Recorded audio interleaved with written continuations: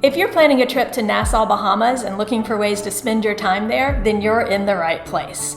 I'm Beth, and as a producer and director of theater and film for over 2 decades, I've traveled extensively with business and family, and now my husband and I are here to help prepare you for adventures of your own.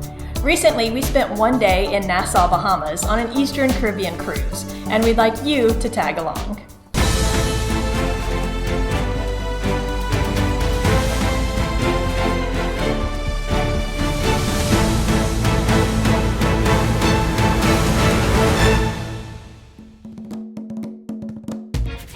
This morning, we're up early to see the Paradise, or Hog, Island Lighthouse.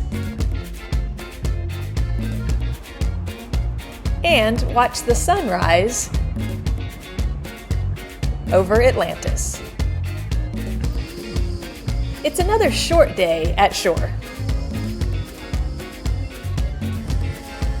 And we're starting with some of our dinner table friends. Derek and Lori know where the cool stuff is. That's cool.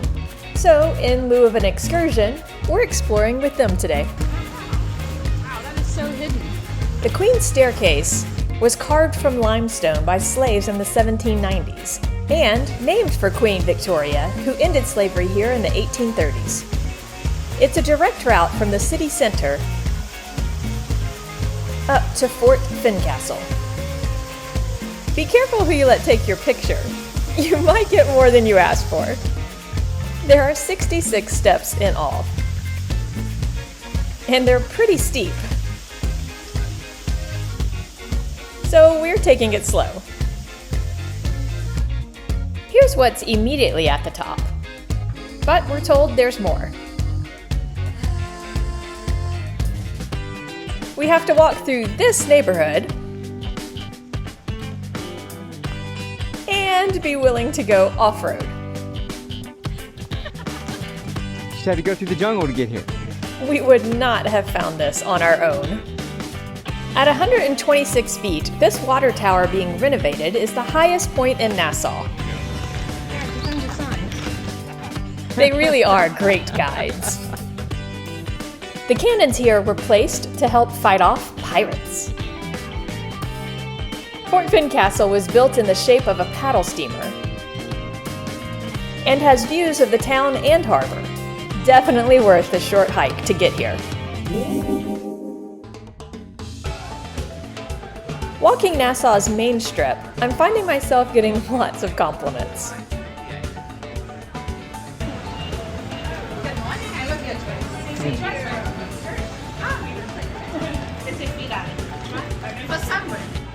But that might just mean they want to sell me something.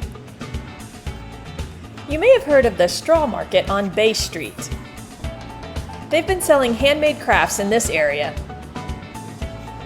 Everything from straw dolls, hats and bags, to conch shell jewelry and wood carvings. Since the 1940s.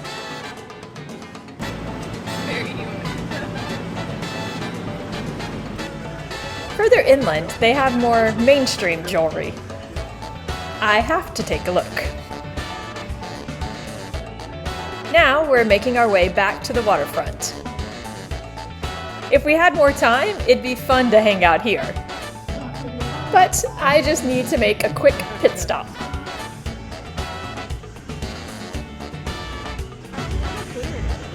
That is really clear.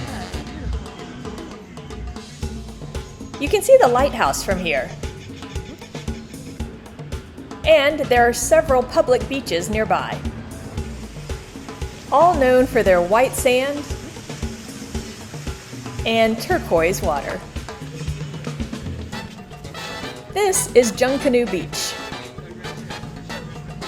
Josh's grandfather used to have water bikes like these. We don't have time to swim today, but Josh is determined to get his feet wet.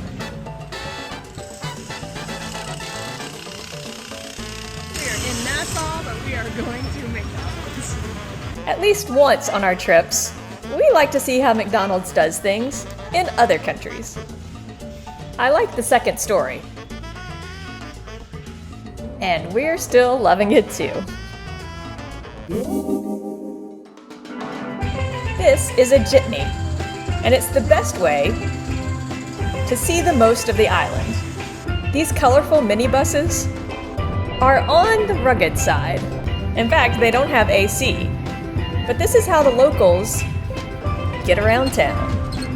So, if you want a true Bahamian experience, this is it. The name is slang for a nickel, what it cost in the late 1800s. The main loop takes about an hour and goes from downtown Nassau to Cable Beach in Bahama, before returning back to town, right where it started. Here's another market, this one more open-aired, and couldn't be much closer to the cruise ships. It seems to have mostly imported and mass-produced touristy items, with very few handmade goods. But still worth exploring before heading back out to sea. With this day wrapped, I'm thinking about our next adventure. But as usual, that's another story. Thanks for tagging along with us. Please like, subscribe, and share your questions or comments below. And if you're ready for more, be sure to check out one of these videos. This is Beth with Tag Along, encouraging you to have an adventure all your own.